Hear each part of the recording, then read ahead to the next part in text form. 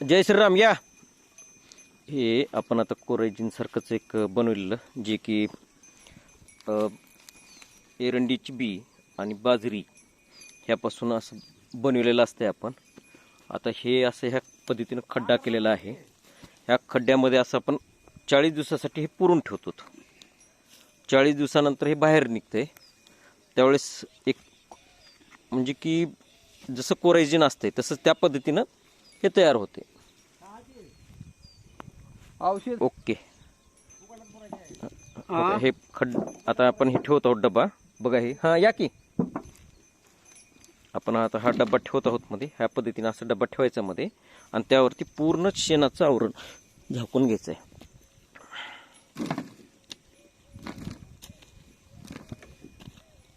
या पद्धतीने असं झाकून घेतलेलं आहे.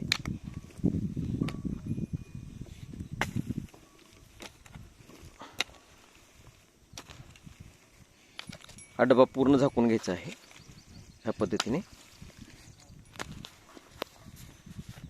40 दिवस याला ठेवायचं आहे. 40 दिवसानंतर ओपन करायचं आहे. नंबर 1 तयार होते.